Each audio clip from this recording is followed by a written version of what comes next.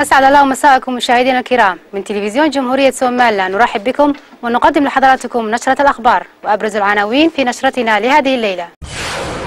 قيام عدد من وزراء جمهورية سوماليلاند بجولات تفقدية إلى إقليم سول. عقد جلسة اعتيادية بمقر مجلس البرلمان برئاسة رئيس المجلس السيد عبد الرحمن عبد الله عرو. وصول سفير دولة تركيا في زيارة قصيرة إلى البلاد.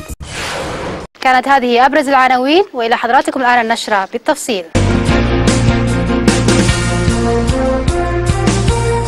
يقوم حاليا عدد من وزراء جمهورية سوماليلاند بجولات تفقدية إلى إقليم سول، وتم استقبالهم بحفاوة من قبل مسؤولي المدينة. يقوم حاليا عدد من وزراء جمهورية سوماليلاند بجولات تفقدية إلى إقليم سول، ووصل اليوم إلى مدينة لاسعانود وتم استقبالهم بحفاوة من قبل مسؤولين المدينة، وعلى رأسهم عمدة وشيوخ وسلاطين المدينة. وفي كلمة للمسؤول أشار من خلال كلمتهم إلى أسباب الزيارة، والتي جاءت بناء على تعليمات فخامة رئيس جمهورية سوماليلاند والمحاولة في تلبية احتياجات المواطنين والمقيمين في الإقليم. وفي كلمة لعدد من مواطني الإقليم رحبوا من خلال كلمتهم بالوفد الوزاري الزائر، معبرين عن سعادتهم بهذه المشاركة، كما أعلنوا عن تأييدهم لحكومة سوماليلاند. عقدت اليوم بمقر مجلس البرلمان بجمهورية سوماليلاند جلسة اعتيادية حضرها كافة أعضاء المجلس، وترأس الجلسة الأمين العام للمجلس سعادة عبد الرحمن عبد الله عرو.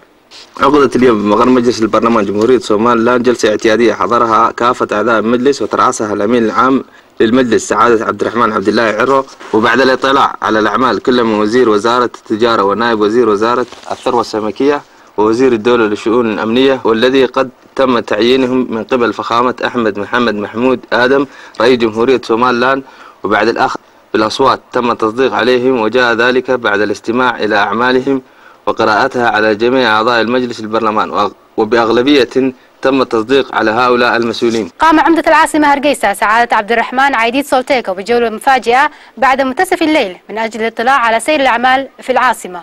قام عمدة العاصمة هرقيسة سعادة عبد الرحمن عيديد سولتيكو بجولة مفاجئة بعد منتصف الليل دون مرافقين من الحراس بمنطقة الإذاعة حزب للاطلاع على سير الأعمال القائمة في تلك المنطقة من رصف للشوارع والنظافة.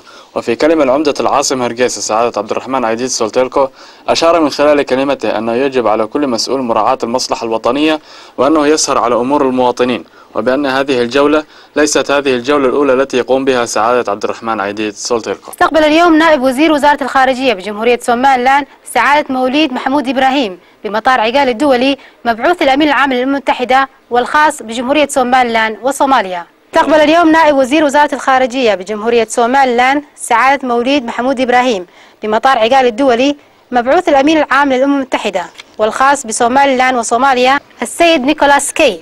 هذا وأشار سعادة نائب وزير الخارجية في حديثه لوسائل الإعلام بأن هذه الزيارة هي الثانية للمبعوث الأممي لسوماليلاند.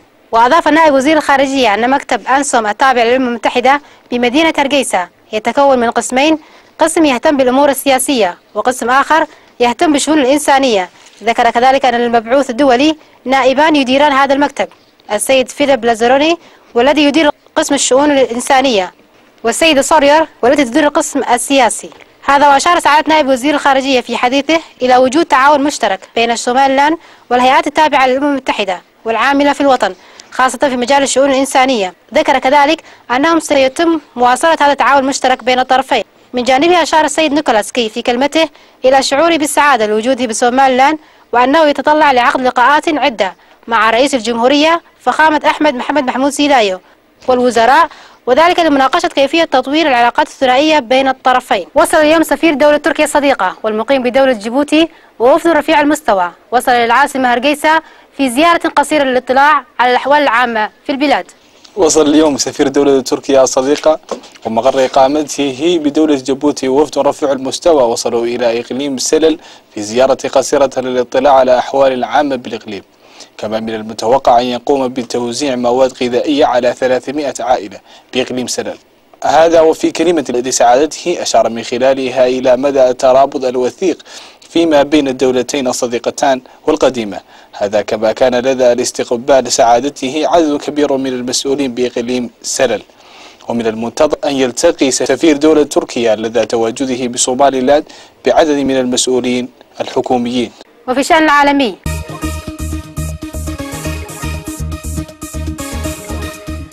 النظام يشن 35 قارة في سجن بالرقة وأنباء عن مقتل جميع المعتقلين فيه. شن الطيران الحربي للنظام 35 غارة جوية على مدينة الرقة وريفها، مستهدفا عدة نقاط يتخذها تنظيم داعش مقرا له. وأكد الناشطون أن النظام استهدف في غاراته مبنى القضاء العسكري الذي يتخذه التنظيم معتقلا، مما أسفر عن مقتل جميع المعتقلين فيه. واستهدف الطيران الحربي الذي حلق على علو منخفض مبان عدة أبرزها مبنى المحافظة.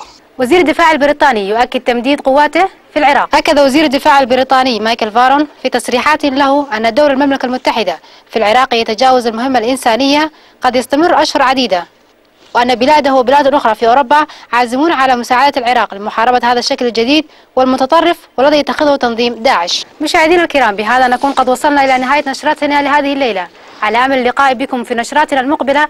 تقبلوا مني ومن فريق العمل دائما أطيب المنى، وفي أمان الله.